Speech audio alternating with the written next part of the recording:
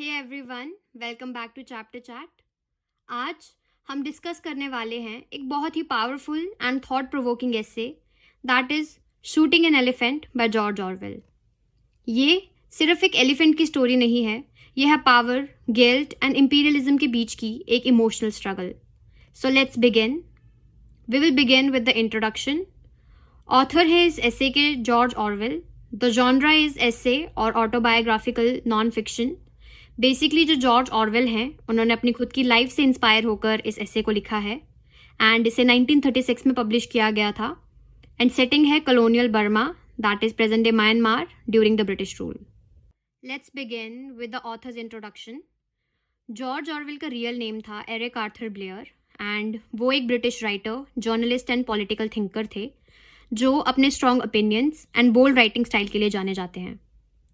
उनकी राइटिंग का main focus था ट्रूथ, पॉलिटिक्स एंड पावर के बीच का कनेक्शन। उन्होंने एनिमल फार्म एंड 1984 जैसे वर्ल्ड फेमस बुक्स लिखी जो डिक्टेटरशिप एंड ऑपरेशन के खिलाफ पावरफुल मैसेजेस देती हैं। ऑरवेल ने खुद ब्रिटिश एम्पायर के अंडर बर्मा में पुलिस ऑफिसर की जॉब की थी, जहां उन्होंने खुद इंपीरियलिज्म को एक्सपीरियंस किया एंड वही एक्सपीरियंस उन्होंने शूटिंग एन एलिफेंट में रिफ्लेक्ट किया है। उनकी राइटिंग हमेशा सच बोलने की कोशिश करती है, चाहे वो अनकंफर्टेबल ही क्यों ना हो। Let's begin with the summary. George Orwell एक सब डिविजनल पुलिस ऑफिसर हैं एक टाउन में in the British colony of Burma. क्योंकि वो ब्रिटिशर्स के लिए काम करते हैं तो जितने भी विलेजर्स हैं ये सब उनसे बहुत नफरत करते हैं।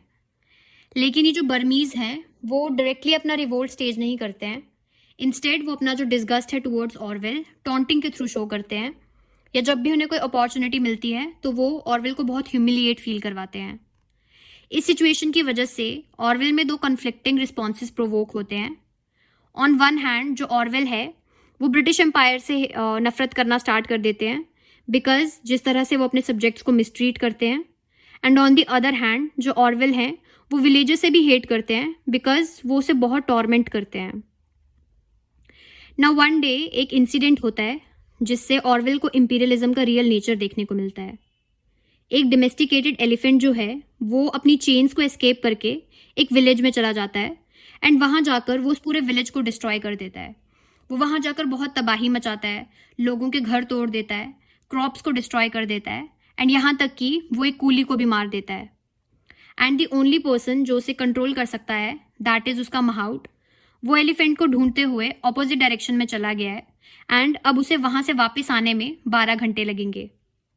जो लोकल्स हैं वो ऑरवेल को एलिफेंट की रिपोर्ट देते हैं एंड जब ऑरवेल देखता है कि जो कूली है वो मड में डेड पड़ा हुआ है तो वो अपने एक सबॉर्डिनेट को बोलता है कि तुम जाकर मेरी एक गन ले आओ एंड जो गन है that should be strong enough to shoot an elephant. अब जो ऑरवेल का जो सबॉर्डिनेट है वो गन लेकर वापस आता है एंड लोकल्स जो हैं वो ऑरवेल को बताते हैं कि उन्हें एलिफेंट एक नियर बाय फील्ड में दिखा। अब जो ऑरवेल है वो उस एलिफेंट को ढूंढते हुए उस फील्ड में चला जाता है एंड उसके पीछे एक लार्ज ग्रुप जो है नेबरहुड का वो उसे फॉलो करना स्टार्ट कर देते हैं।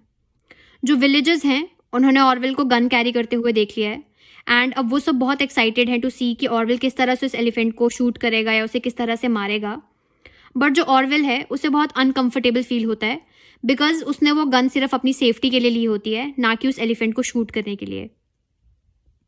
अब ये जितने भी लोग हैं ये सब उस फील्ड में पहुंचते हैं एंड वहाँ जाकर ये देखते हैं कि वो जो एलिफेंट है अब वो पूरी तरह से शांत हो चुका है एंड वो पीसफुली घास खा रहा होता है।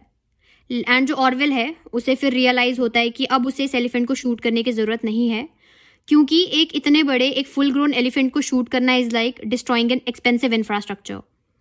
बट जब ऑरवेल पीछे मुड़कर देखता है तो उसे पीछे दिखता है कि वहाँ पर 2000 विलेजर्स जो हैं अब वो इकट्ठा हो चुके हैं एंड वो ऑरवेल से एक्सपेक्ट करते हैं कि वो इस एलिफेंट को शूट करेगा।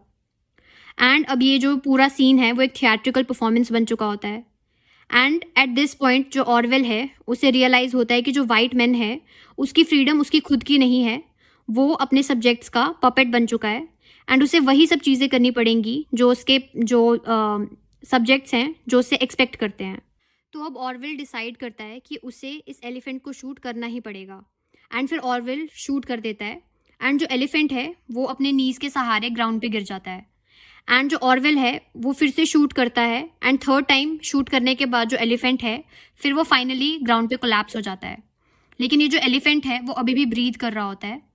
जो ऑरवेल है उससे उस एलिफेंट की वो एगनी नहीं देखी जाती है, इसीलिए वो कंटिन्यूअसली शूट करता रहता है जब तक वो एलिफेंट मर नहीं जाता है, बट उससे कुछ नहीं होता है।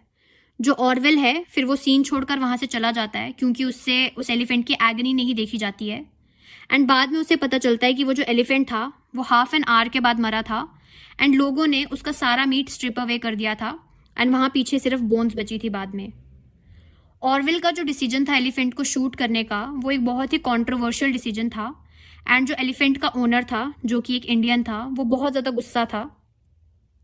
जो ओल्डर ब्रिटिशर्स थे उन्होंने ऑरवेल के जो डिसीजन था इसका फुल सपोर्ट किया एंड वेयर एज जो यंगर कॉलोनिस्ट थे उनको लगा कि इतने बड़े एलिफेंट को मारना वॉज इनएप्रोप्रिएट बिकॉज जो एक इतना बड़ा एलिफेंट है that is not worth it कि आप उसको एक कूली के लिए मारो। एंड यहीं पर जो एसे है वो एंड होता है एंड ऑरवेल सोचता है कि क्या कभी उसके कॉमराड्स को पता चलेगा या उन्हें थोड़ा सा भी आइडिया हुआ होगा कि उसने उस एलिफेंट को इसीलिए शूट किया था ताकि वो विलेजर्स के सामने एक फूल ना लगे, ताकि वो उन सबका एक वो मजाक ना बन के रह जाए। And with this the essay ends. Okay, so this was all about the summary. Now let's talk about the themes of the essay. First is imperialism और colonialism. ऑरवेल शो करते हैं कि जो ब्रिटिश रूल है वो सिर्फ दूसरों को नहीं बल्कि रूलर को भी डिस्ट्रॉय कर देता है। देन सेकंड है कॉन्शियंस वर्सेस ड्यूटी। ऑरवेल का जो मन है वो कुछ और कहता है लेकिन उनका जो रोल है वो उन्हें मजबूर करता है कि उन्हें डिफरेंट डिसीजन लेना पड़ता है। जो ऑरवेल हैं वो चाहते हैं कि वो उस एलिफेंट को शूट ना करें लेकिन क्राउड के प्रेशर की वजह से उन्हें उस एलिफेंट को शूट करना पड़ता है। देन थर्ड है इल्यूजन ऑफ पावर। ऑफिसर के पास राइफल होती है लेकिन जो रियल पावर है वो क्राउड के एक्सपेक्टेशंस में है। देन फोर्थ है psychological burden of the ruler. एक बहुत ही इंपॉर्टेंट लाइन है इस एसे में, that is when the white man turns tyrant it is his own freedom that he destroys. And ये जो लाइन है ये इस पूरे एसे का एसेंस है। इस एसे में सिंबॉलिज्म का बहुत ज़्यादा यूज़ किया गया है। First symbol is elephant. जो एलिफेंट है वो ब्रिटिश एम्पायर को सिंबलाइज करता है, जो स्टार्टिंग में बहुत पावरफुल एंड डिस्ट्रक्टिव होता है लेकिन बाद में बहुत हेल्पलेस हो जाता है। देन सेकंड है क्राउड और द विलेजर्स, जो रिप्रेस्ड लोगों को सिंबलाइज करते हैं एंड वो ऑप्रेस्ड होने के बाद भी पावर होल्ड करते हैं। देन थर्ड है राइफल। जो राइफल है वो पावर का सिंबल है एंड इवन दो ऑरवेल के पास राइफल होती है बट स्टिल उसे हेल्पलेस फील होता है। एंड देन फोर्थ है एलिफेंट की डेथ, जो कि एम्पायर का स्लो डेथ के लिए मेटाफर है, that means slow suffering and dying of the British Empire. So shooting an elephant एक ऐसे है जिसमें सिर्फ एक इंसिडेंट नहीं बल्कि एक पूरा सिस्टम एक्सपोज्ड होता है, जहाँ सबसे बड़ा लेसन ये है कि पावर के साथ गिल्ट भी आता है एंड इम्पीरियलिज्म सिर्फ ऑप्रेस्ड को नहीं ऑप्रेसर को भी डिस्ट्रॉय करता है। If you like this explanation, make sure to like, comment and subscribe. And आपको क्या लगता है, क्या ऑरवेल को एलिफेंट को शूट करना चाहिए था या नहीं? Let me know in the comments. I'll see you in the next video. Till then.